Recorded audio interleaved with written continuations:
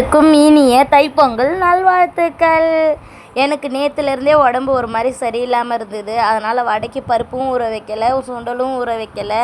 எப்போவுமே அடுப்பில் தான் வந்து நாங்கள் பொங்கல் வைப்போம். இந்த வருஷம் என்னால் முடியல அப்படின்றதுனால சரி கேஸ்லேயே பண்ணிடலான்னு சொல்லிட்டு கேஸை க்ளீன் பண்ணி அதுக்கு பொட்டுக்கிட்டெல்லாம் வச்சுட்டு பொங்கல் செய்கிறதுக்கு ஆரம்பிச்சிட்டோம். எங்கள் வீட்டு சைட்லலாம் 2 பொங்கல் வைப்போம், சக்கரை பொங்கல், வெண்பொங்கல்.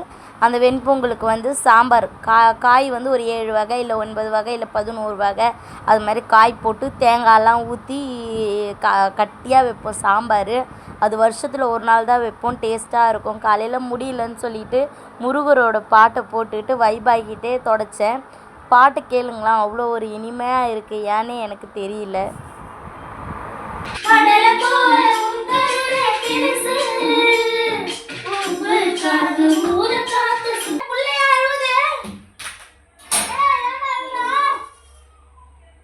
ஒன்றும் இல்லைங்க, பக்கத்து வீட்டுக்காரவங்க வந்து என் பையனை தூக்குனாங்க போல இருக்கு. அவன் அழுதுகிட்டு கத்துனான், ஏதோ விழுந்துட்டான்னு நினச்சிட்டு நானும் போனேன். போட்ட இடம்லாம் இது மாதிரி நடந்தால் அழுக்காயிடுது, என்ன பண்ணுறது? அதனால் அனதர் மெத்தட் யூஸ் பண்ணியிருக்கேன். பாருங்கள் எப்படிலாம் ட்ரிக்காக யூஸ் பண்ணியிருக்கேன். இன்றைக்கி பொங்கல் அதுவுமா என்னென்ன செஞ்சுருக்கேன் அப்படின்னு பார்த்தீங்கன்னா, பொங்கல் செஞ்சேன், வெண்பொங்கல் செஞ்சேன், சாம்பார் வச்சேன், அப்புறம் பாயாசம் செஞ்சோம், உருளைக்கிழங்கு பொரியல் பண்ணிவிட்டு கரும்புலாம் வாங்கிட்டு வந்து ஏதோ என்னால் முடிஞ்ச அளவுக்கு சிறிய அளவில் நான் இன்றைக்கி தைப்பொங்கலை நல்லபடியாக கொண்டாடிட்டேன். நாளைக்கு மாட்டு பொங்கல்னாலே எங்கள் வீட்டில் நான்வெஜ் தான், பிரியாணி, சிக்கன் கிரேவி அது மாதிரி தான் எதனாலும் செய்வோம். ஆனால் நாளைக்கு எங்கள் மாமியார் வீட்டுக்கு போகிற வேலை இருக்குது, அதனால் அங்கே போயிடலாம்.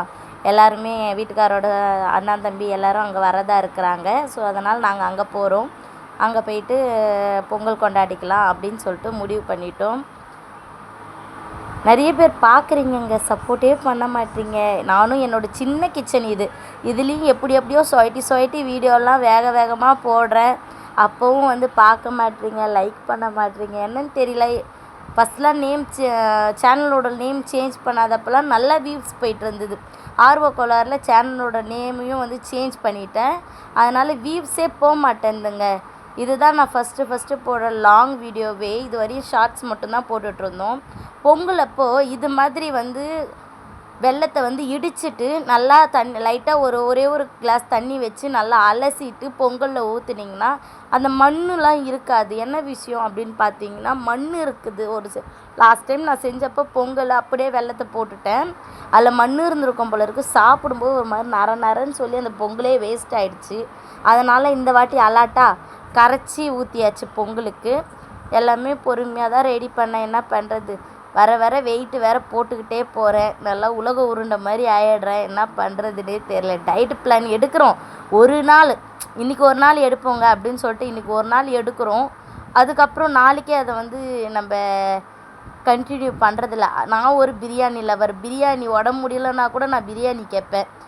இப்படியே தான் என் லைஃப்பும் போயிட்டுருக்கு. என்ன பண்ணுறது? வெயிட்லேயே லாஸ் பண்ண முடியல. எக்ஸ்ட்ரா ரொம்ப குண்டாயிட்டேங்க. ஒன்றுமே சொல்கிறதுக்கு இல்லை, கஷ்டமாக இருக்குது.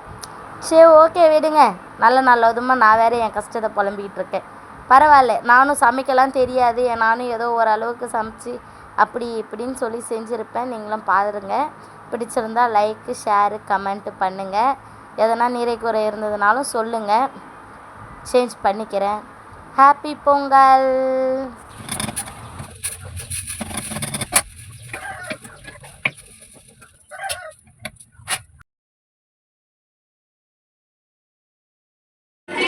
சக்கரம் வலக்கை சூலமான் மண் எடுத்த வாதம் நீழ்மொழி